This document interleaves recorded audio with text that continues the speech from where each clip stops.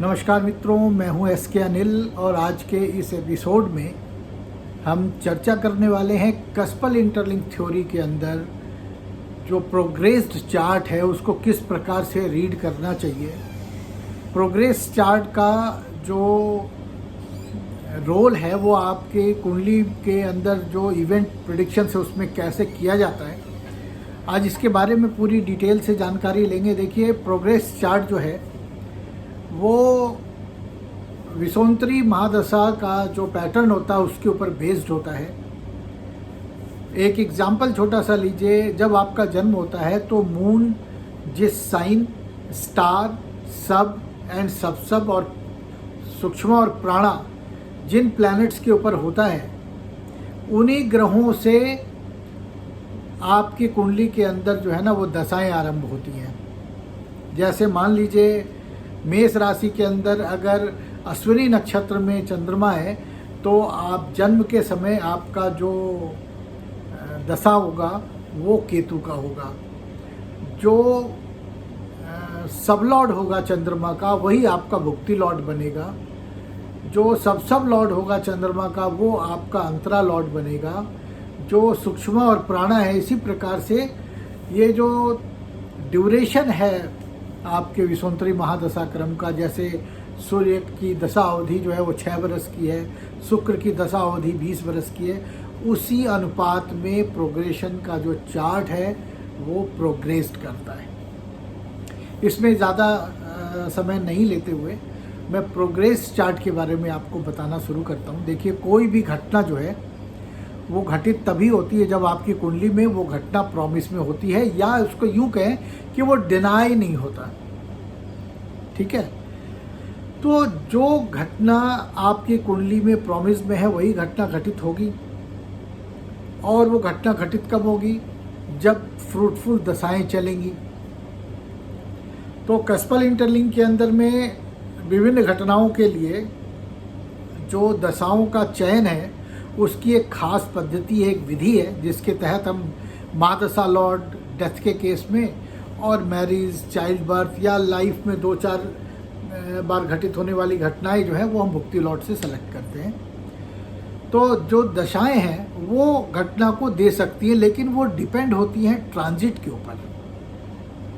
तो ट्रांजिट के अंदर जो दशा लॉर्ड है वो ऐसे ही साइन, स्टार, सब और सब पे जाने चाहिए जो उस घटना को समर्थन देती हो और डिनाई ना करती हो। ठीक है, इसके बाद आता है प्रोग्रेस्ड चार्ट, जिसको डेस्टिनी व्हील के नाम से जानते हैं। अगर दशा भी फ्रूटफुल चल रही है, ट्रांजिट भी अलाउ कर रहा है, लेकिन कई बार आप देखते हो कि घटना घटित नहीं हुई, तो उसका कारण क्या है? उसका कारण यही है कि जो प्रोग्रेस चार्ट है उसके अंदर जो घटना है वो दर्शा नहीं रहा है ग्रह। तो सबसे पहले नंबर पे जिस दिन भी कोई घटना घटित होनी है या हो चुकी है उसको चेक करने का जो तरीका है वो क्या है कि मान लीजिए 1 जनवरी 2020 के दिन में किसी जातक की शादी होती है, तो प्रोग्रेस चार्ट आप खोलें, उसमें आप देखिए कि जो प्रोग्रेस चार्ट के अंदर लगन का जो sign lord, star lord, sub lord और सब लॉर्ड है वो आपकी कुंडली के अंदर 7, 5 और 11 जैसे भावों में गया हुआ है कि नहीं। जब तक प्रोग्रेस चार्ट के को रूलिंग ग्रह विवाह को नहीं दर्शाएंगे आपके नटल चार्ट के अंदर, तब तक जो है वो विवाह नहीं हो सकती। ये पहला कंडीशन है। दूसरा कंडीशन क्या है यहाँ पे कि जो दशा लॉर्ड है, यानी मून जब प्रोग्रेस कर रहा हो फ्रूटफुल जो है ना वो महादशा, भुक्ति, अंतरा, सूक्ष्म और प्राणा ऐसे ग्रहों पे, तो प्रोग्रेस चार्ट के अंदर ये दशानाथ भी उस घटना को देने चाहिए। अब फर्क क्या है ये बताता हूँ।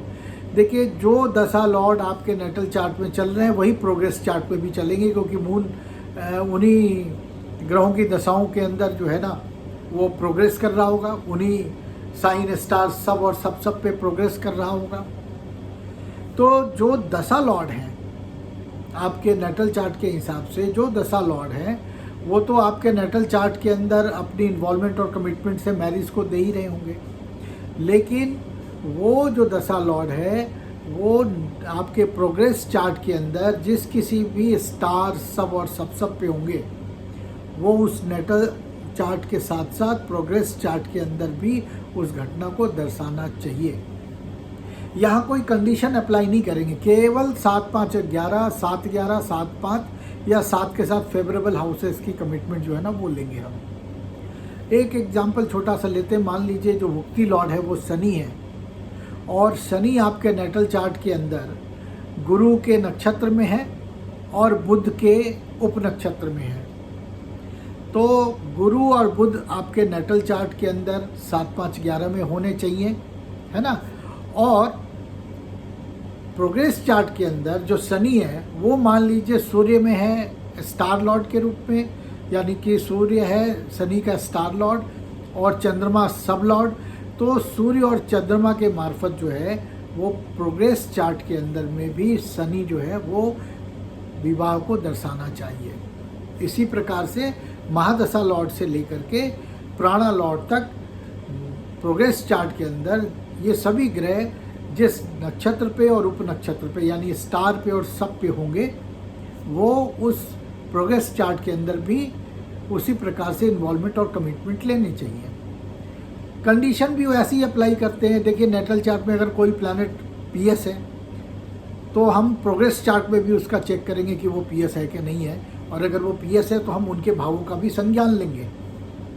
अगर कोई प्लैनेट जो है वो प्रोग्रेस चार्ट के अंदर पीएस नहीं है लेकिन नेटल में है तो हम प्रोग्रेस चार्ट के अंदर एज ए पीएस ट्रीट नहीं करेंगे उसको।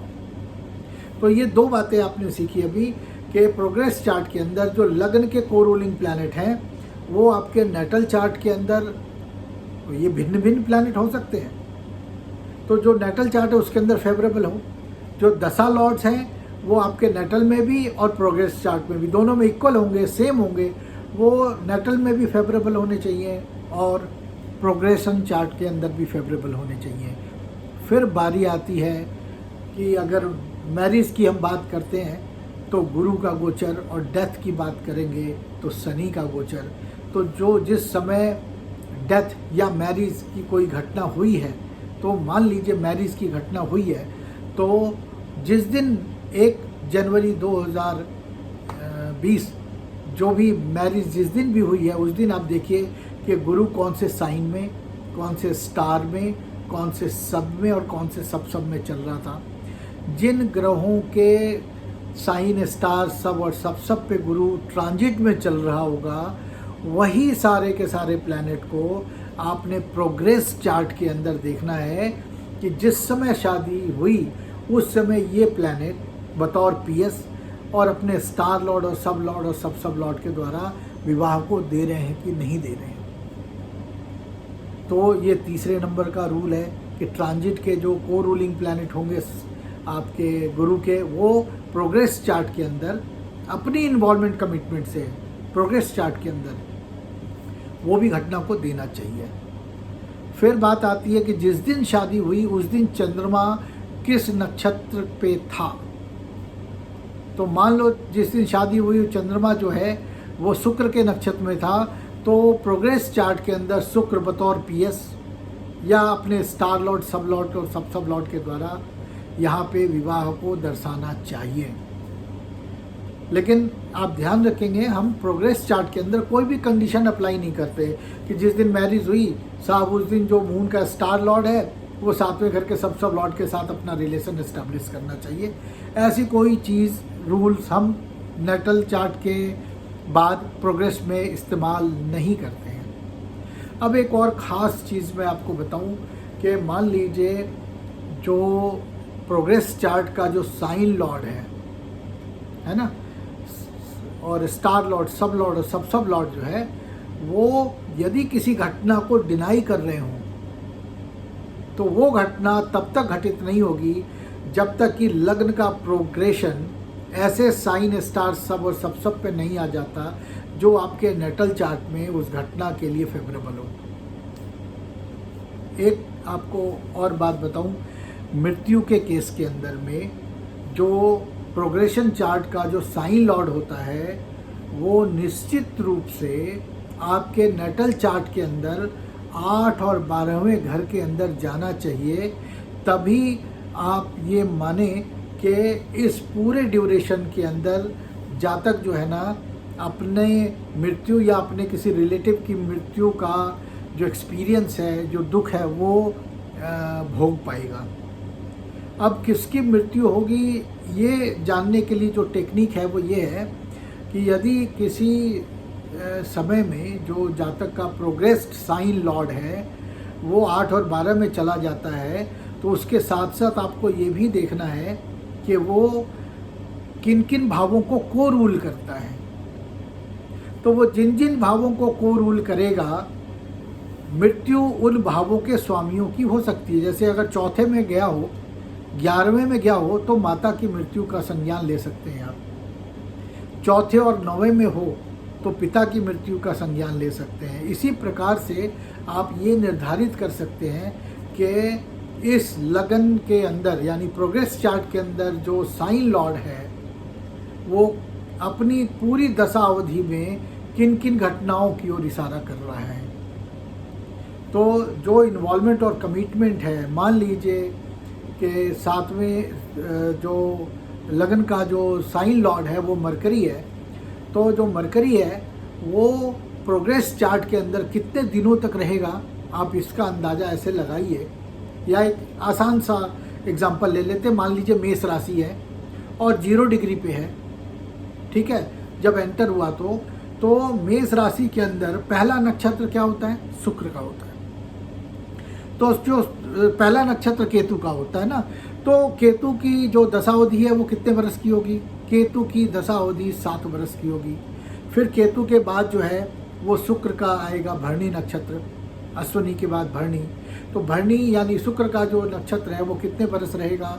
20 वर्ष। उसके बाद जो सूर्य का एक चरण आएगा, तो सूर्य की दशावधि है 6 वर्ष, और एक चरण यानी 3 डिग्री 20 मिनट आता है 1.5 वर्ष। तो 28.5 साल लगेंगे प्रोग्रेस चार्ट के अंदर जो मंगल की जो राशि है वो बाहर निकलने के लिए। तो यदि आपकी कुंडली के अंदर में प्रोग्रेस चार्ट के अंदर मंगल यानी मेष राशि आया हुआ है और ये मेष राशि का जो स्वामी है मंगल, वो यदि किसी घटना को मना कर रहा है, डिनाई कर रहा है, तो ऐसी स्थिति में वो घटना जो है वो घटित नहीं होगी। कब तक? 28 वर्ष, 28.5 वर्ष तक। तो इसी प्रकार से आपको जो चीज़ आज मैंने बताई है कि प्रोग्रेस चार्ट जो है उसको कैसे देखना है, तो नंबर 1 लगन के रूलिंग देखिए प्रोग्रेस चार्ट के। ये चारों के चारों ग्रह जिन घटनाओं को दे रहे होंगे वही घटना जो है नेटल चार्ट के अंदर, तो वो घटना घटित हो सकती है। जिस घटना को डिनाई कर रहे होंगे वो घटना घटित नहीं होगी। कब तक नहीं होगी? जब तक वो प्रोग्रेस करके किसी ऐसे साइन स्टार सब पे नहीं आ जाता। दूसरा, जो दशा लॉर्ड है वो नेटल चार्ट के अंदर भी उस घटना को देना चाहिए।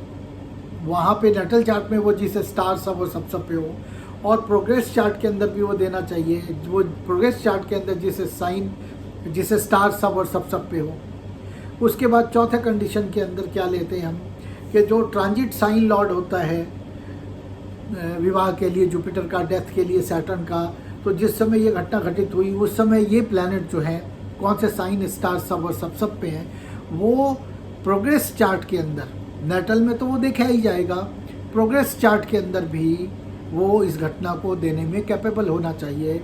और फोर्थ एंड लास्ट जो है वो ये है कि जो आपका मून है, जिस दिन घटना घटित हुई है उस दिन मून कौन से नक्षत्र पे था, उसका स्वामी आपके प्रोग्रेस चार्ट के अंदर जो है वो अपने पीएस स्टार और सब के द्वारा उस घटना को देना चाहिए। डेथ के केस में या मैरिज के केस में जो प्रोग्रेस चार्ट का जो साइन लॉर्ड है वो अगर 8 और 12 में जाता है, तभी जातक उस ड्यूरेशन के अंदर आप खुद के या दूसरे जो रिलेटिव है उनके मृत्यु का जो है वो दुख भोग सकता है, ठीक है। और जो रूलिंग प्लैनेट हैं आपके, वो जिन जिन घटनाओं को वो संकेतित कर रहे हैं उन्हीं घटनाओं का संज्ञान आप उस पूरे दशा अवधि में, यानी कि जो को रूलिंग प्लैनेट हैं प्रोग्रेस चार्ट के, एसेंडेंट के, उनसे आप ले सकते हैं। अभी के लिए फ़िलहाल इतना ही। शुक्रिया, धन्यवाद।